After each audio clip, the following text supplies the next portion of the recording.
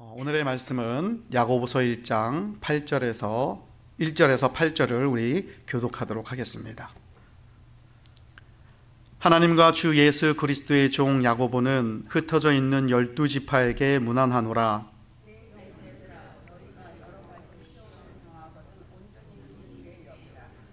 이는 너희의 믿음의 시련이 인내를 만들어내는 줄 너희가 알미라. 인내를 온전히 이루라. 이는 너희로 온전하고 구비하여 조금도 부족함이 없게 하려 함이라. 너희 중에 누구든지 지혜가 부족하거든 모든 사람에게 후히 주시고 꾸짖지 아니하시는 하나님께 구하라. 그리하면 주시리라. 오직 믿음으로 구하고 조금도 의심하지 말라. 의심하는 자는 마치 바람에 밀려 유동하는 바다 물결 같으니 이런 사람은 무엇이든지 주께 얻기를 생각하지 말라. 두 마음을 품어 모든 일에 정함이 없는 자로다. 아멘. 오늘은 흔들리지 않는 믿음을 가진 성도라는 제목을 가지고 여러분과 함께 나누기를 원합니다. 여러분, 우리가 살아가면서 우리의 삶이 흔들릴 때가 종종 있잖아요. 그죠? 어떤 이유가 됐든지 간에 우리가 살아가면서 흔들릴 때마다 우리가 무엇을 붙들어야 되는지 한번 생각해 보기를 바랍니다. 우리가 인생을 살아가다 보면 예상치 못한 고난과 시련 앞에 서게 됩니다.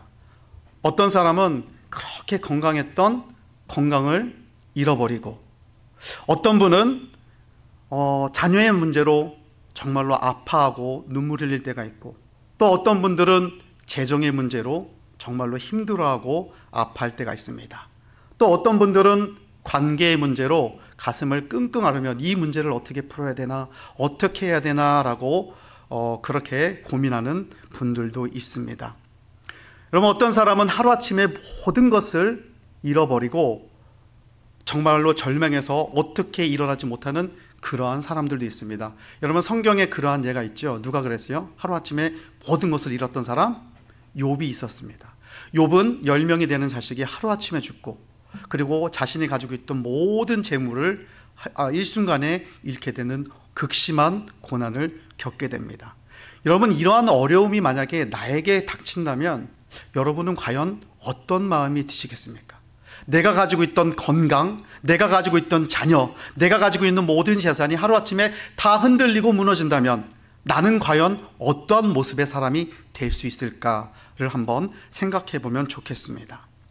여러분, 요즘 세상은 마치 우리 이 상태가 흔들리는 배처럼 이 파도에 휘청휘청 흔들리는 배를 탄 모습과도 같습니다.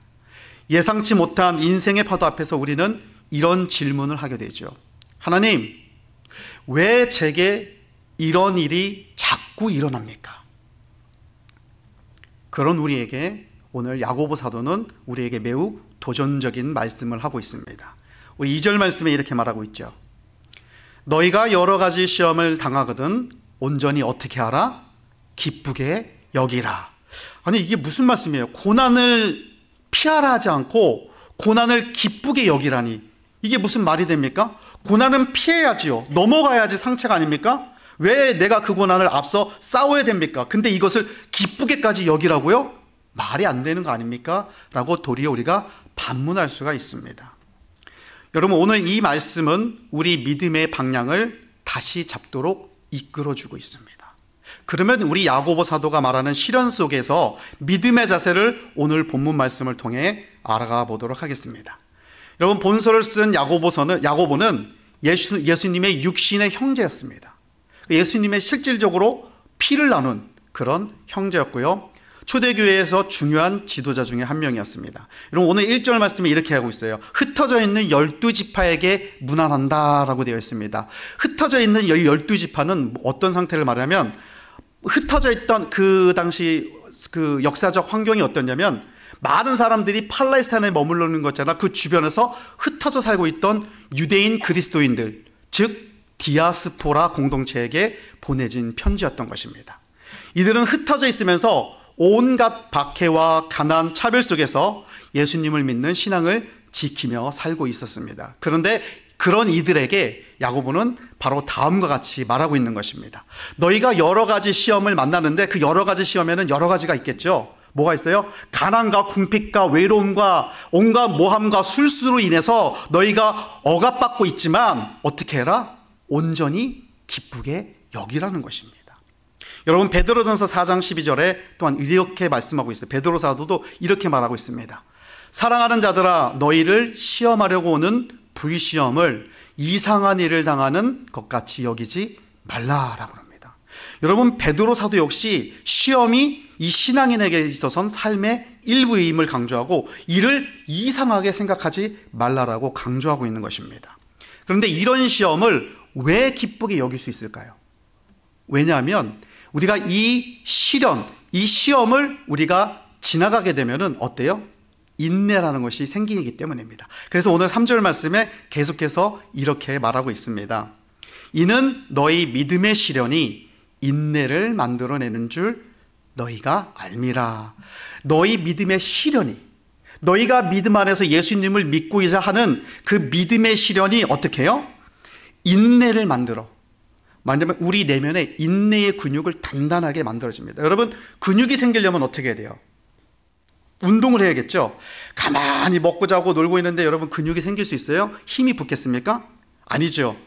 우리가 근육을 만들려면 열심히 어때요? 운동도 해야 되고 땅도 해야 되고 앉았다 일어나도 해야 되고 팔도 휘둘러야지 어떻게 해요? 근육이 생기고 힘이 붙습니다. 그래야지 어떠한 일을 해나갈 때 있어서 우리가 실패하지 않고 힘있게 할 수 있던 것입니다. 그래서 믿음을 우리가 갖고 있는데 이 근육을 키우듯이 우리 이 마음에 이 신앙의 근육을 어떻게 키워야 된다는 것입니다. 그 인내가 완성되면 어떻게 하냐면 온전하고 구비하여 조금도 부족함이 없는 사람으로 자라게 된다는 것입니다. 여러분, 철을 당금질하게 되면 어떻게 돼요? 철을 뜨거운 풀무불에 당금질해야지 날카로운 칼이 됩니다. 여러분, 보석은 뜨거운 불 속에서 어떻게 해요? 광채가 나기 시작합니다. 여러분, 우리가 겪는 시련도 고난의 과정도 하나님 손 안에서 믿음의 명품으로 다듬어지는 과정이 되는 줄 믿습니다. 그렇기 때문에 오늘 그 야고보 사도가 우리에게 하시는 말씀이 뭐냐면 너희가 시련이 와도 고난이 와도 역경이 와도 이를 기쁘게 여기라는 거예요. 왜요? 이 모든 시련을 견뎌냈을 때 우리 안에서 신학의 근육이 강하게 되어서 이것들을 견뎌낼 수 있는 참다운 정금같이 나오는 믿음이 되는 줄 믿습니다. 여러분, 여러분이 지금 겪고 있는 시련이 무엇입니까? 한번 조금 생각해 보십시오. 그리고 그 시련 속에 담긴 하나님의 뜻을 진심으로 여러분 구하고 계십니까? 여러분, 지혜를 구하면 하나님은 오늘 말씀에 후히 주신다고 말씀하셨습니다. 5절 말씀에 이렇게 말하고 있습니다. 너희 중에 누구든지 지혜가 부족하거든. 저도 참 지혜가 부족합니다. 너희 중에 지혜가 부족하거든 모든 사람에게 후히 주시고 꾸짖지 아니하시는 하나님께 구하라. 그리하면 어떻게 한다? 주시겠다라는 거 약속하셨습니다. 너희 중에 지혜가 부족하거든 나에게 좀 물어. 너 힘대로 그 인생을 네 생각과 네 경험과 너의 방법대로 가는 게 아니라 너가 지혜가 없으면 나한테 물어야 되잖아. 그러면 내가 어떻게? 내가 너에게 후히 주고 꾸짖지 아니하고 알려준다니까. 우리 주님은 이렇게 말씀하고 있습니다. 그래서 인생의 시험을 지혜롭게 이겨내려면 하나님을 보는 이 시선이 좀 필요해요. 우리가 인생을 살아가다 보면 우리 시선이 자꾸 어디로 가요? 세상으로 가요. 이거 어떡하지? 이 문제가 생겼는데, 야, 인터넷 설치, 챗GPT 요즘 다들 챗GPT한테 물어보더라고요. 다 쟤들, 야, 내가 이런 어려움이 있어. 어떻게 해야 돼? 다다다다다. 그러면 얘가 뭐라고 다다, 정말 잘 알려줘요. 저도 자주 사용하는데, 정말, 근데 여러분 중요한 게, 저는 이걸 쓰면서 저도 느낀 게 뭐냐면, 큰일 났구나. 큰일 났다. 신앙인들도 그렇고 일반인들도 그렇고 얘를 다 의지하네? 심지어 나도 그러네? 여러분, 얘는 모든 정보를 통합해서 우리에게 알려주는 그런 지혜는 있어요. 근데 여러분, 우리에게 줄 수 있는 원천적인 영적인 지혜는 주지 못해요. 여러분, 이걸 절대 간과해서는 안 돼요. 많은 분들이 요즘에 이 인공지능 AI한테 물어봐서 많은 지혜를 구하는데 이건 진짜 지혜가 아니라 참고할 만한 지혜예요. 정말 지혜는 하나님께 물어야 되는 줄 믿습니다. 야, 내가 지금 신앙에 이런 어떤 의미 있는데 나는 어떻게 헤쳐나갈까? 이렇게 물어보면 안 된다는 거예요. 하나님, 무릎 꿇어야죠. 그때는 내가 지금 절체절명의 순간에 있는데 챗GPT한테 묻고 있는 건 말이 안 되잖아요. 무릎을 꿇어야 되는 거예요. 그때는 내가 정말 어려운 순간, 시련의 고통을 안고 있는 이 순간에 무릎을 꿇고 하나님, 어떻게 이 순간을 내가 가야 될까라고 물을 때 하나님이 지혜를, 참다운 지혜를 주시는 줄 믿습니다. 우리가 자주 실수하는 게 그런 거잖아요. 우리가 어려운 일이 닥쳤을 때 내 방법과 내 경험과 내 식으로, 아니면 주변에서 말하는 것을 조금 참고해서 하는, 그렇게 해서 애쓰고 힘쓰고 좀 해결해 보려고 하는 것이 우리의 모습인 거예요. 그런데 야고보 사도는 하나님의 지혜가 바로 시련을 이겨내는 비결이라고 말씀하고 있는 줄 믿습니다. 여러분, 한 어머니가 매일 밤마다 울고서 기도하고 있어요. 근데 이 우는 이유가 뭐냐면 이 자녀의 문제였는데, 이 자녀가 너무나 속을 새기는 거예요. 너무 속을 새기니까는 어떻게 할 수가 없으니까 절망하는 거예요. 내가 얘를 포기해야 될까? 하나님, 어떻게 해야 돼? 하고서 눈물로 이 아이를 놓고 기도하고 있었던 중, 어느 날 기도 중에 하나님이 이 어머니에게 응답을 주십니다. 조금만 조급해하지 말고 조금만 기다려라. 그랬더니요, 꾸준하게 계속 기도하던 중에 포기하지 않고 절망하지 않고 기도했더니 1년 뒤에 이 속삭이던 자녀가 이상할 만큼 변화되었어요. 그리고 스스로 그 이상한 자리에서 그 부모가 보면 걱정이 되고, 이 녀석 앞날이 깜깜하게 보이는 이 녀석의 모습이 확 변화되어서 같이 예배를 드리고 같이 하나님의 말씀을 듣고 가족과 융화가 되어서 이제는 정말로 행복한 모습으로 살아갔다라는 것입니다. 여러분, 때로는 하나님의 지혜를 받아 인내하는 시간이 우리에게는 필요한 법입니다. 우리는 항상 조급해요. 그리고 빠른 결과를 원해요. 하지만 하나님의 지혜는 우리 인간의 방법과 다릅니다. 먼저 하나님의 뜻을 구하는 저와 여러분이 되기를 바랍니다. 그리고 조금 인내하고 하나님의 인도하심을 받는 저와 여러분이 되기를 간절히 소망합니다. 여러분, 세 번째로 믿음으로 구하고 두 마음을 품지 말라고 야고보 사도는 권면하고 있습니다. 여러분, 6절과 8절 말씀에 이렇게 말씀하고 있습니다. 오직 믿음으로 구하고 조금도 의심하지 말라. 두 마음을 품은 사람은 그 모든 길에 정함이 없는 자니라. 하나님께 지혜와 인내를 구할 때는 여러분, 확신을 가지고 구해야 될 줄 믿습니다. 두 마음을 품은 사람은 하나님도 세상도 붙들려는 그런 마음과 그런 태도를 가지고 가는 사람이에요. 근데 요즘 이렇게 많은 젊은이들이나 많은 신앙을 한다는 분들을 보면은 어떻게 되면 세상도 가지고 싶고 하나님도 끌어다가 이렇게 갖고 같이 있는 사람들이 상당히 많아요. 근데 여러분, 이게 어떤 모습인지 제가 가만히 생각해 보니까 그런 것 같아요. 어떤 사람이 사랑하는 사람이 있는데 이렇게 만나요. 근데 이 사람이 다른 여자를 보는데 이 여자도 좋으니까 이 여자도 사귀었어. 그런데 이 사람은 위치가 어떻게 되겠어요? 이 사람도 좋고 이 사람도 좋으니까 중간에서 어떻게 되겠어요? 흔들거리기 시작합니다. 여러분, 오늘 말씀이 그거예요. 두 마음을 보면 세상도 있고 싶고 하나님 편에도 있고 싶고 적당히 짬뽕해가지고 살고 싶은데, 그러니까 어떻게 해요? 하나님 쪽으로 완전히 갈지도 못하고 세상 쪽으로 완전히 파묻혀서 그냥 내 좋은 대로 즐기고 싶어서 살고 싶지도 못하고 이러지도 못하고 어떻게 흔들흔들거리고 있단 말이에요. 그게 어쩌면 우리들의 모습인지도 모른다는 것입니다. 그런데 오직 믿음으로 하고 조금도 의심하지 말라. 이런 사람에게는 어떤 결과가 와요? 7절 말씀에 이렇게 말하고 있습니다. 이런 사람은 무엇이든지 주께 얻기를 어떻게?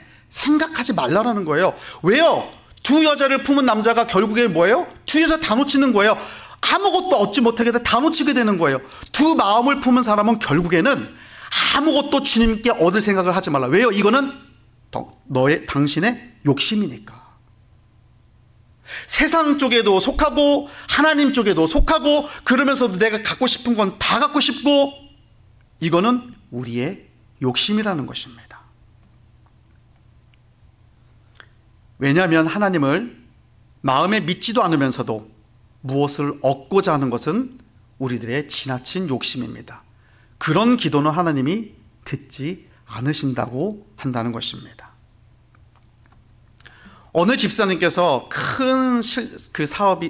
사업을 하시다가 큰 실패를 갖게 되었습니다. 그래서 이분이 정말 좌절하고 삶의 방향을 잃고 그 잘 다니던 교회를 떠나게 되었어요. 자신에게 불어닥친 이 불행이 내 탓도 아니고 저기 있는 누구 때문에 그래, 저기 있는 저 사람 때문에 그래, 야 저기 있는 저 사람 때문에 남 탓, 하나님 탓까지 다, 이거 하나님이 도와주지 않으니까 내가 이렇게 된 거야. 모든 탓을 남에게 돌리고 신앙생활에서 완전히 떠나버렸습니다. 하나님이 계시다면 나한테 이렇게 할 수가 없어. 그럼에도 불구하고 하나님은 그분을 사랑하셨습니다. 그분이 어느 날 막 한잔하고 막 이렇게 거하게 취해서 이렇게 노래를 부르면서 가고 있는데 상가가 보였어요. 그 상가에 교회가 있었는데 그 교회에 현수막을 걸어놨어요. 그 현수막에는 뭐라고 쓰여 있냐면 하나님은 당신을 여전히 사랑하십니다. 돌아오십시오. 그 집사님이 그 문구를 보고 갑자기 마음을 턱 치게 됩니다. 나를 여전히 사랑하신다고? 나 같은 놈을 여전히 사랑하신다고?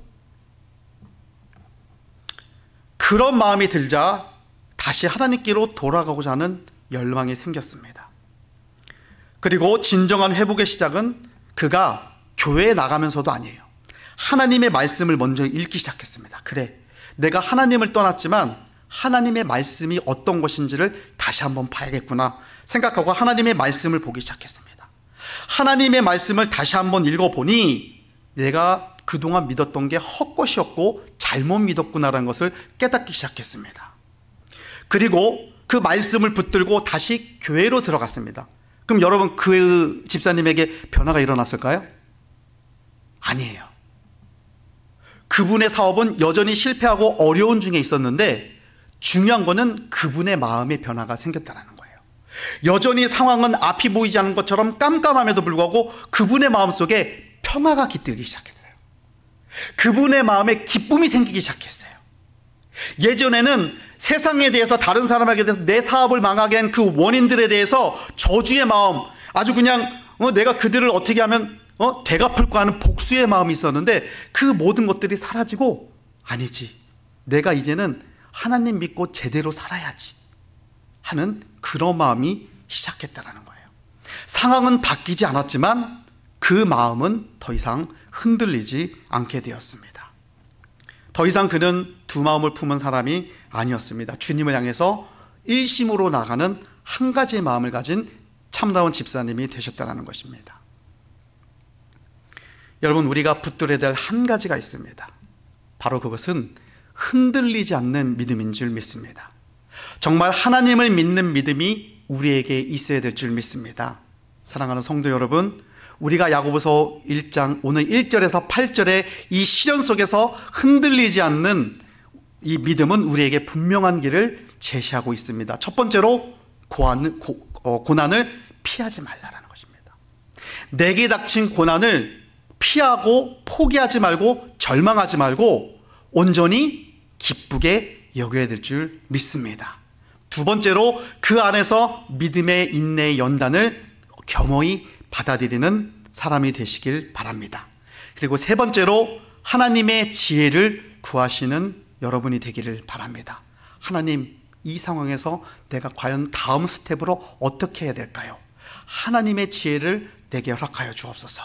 마지막으로 두 마음이 아니라 하나님만을 의지하는 믿음으로 살아가는 저와 여러분이 되기를 간절히 소망합니다. 마지막으로 이 말씀을 보겠습니다. 로마서 5장 3절 4절에 이렇게 말씀합니다. 고난 중에, 우리 다 같이 한번 해볼까요? 시작. 고난 중에 즐거워하라. 이는 환난은 인내를, 인내는 연단을, 연단은 소망을 이루어낸 줄 알미로다. 아멘. 왜 나만 겪는 고난이냐고 불평하지 마시기 바랍니다. 그 고난과 역경을 통해 하나님이 여러분을 만드실, 다듬으실 것이 분명히 있기 때문에 하나님께서 그 고난과 역경을 지금 여러분의 인생 중에 허락하신 줄 믿습니다. 그리고 그 연단의 과정을 거치고 나면 내가 정금 같은 모습으로, 정금같이 흔들리지 않는 그 믿음을 가진 한 사람의 신앙인으로 우리 주님이 나아오기를 원하시기 때문입니다. 우리가 이러한 사실을 꼭 기억하고 주님 앞에 나아가는 저와 여러분이 되기를 간절히 소망합니다.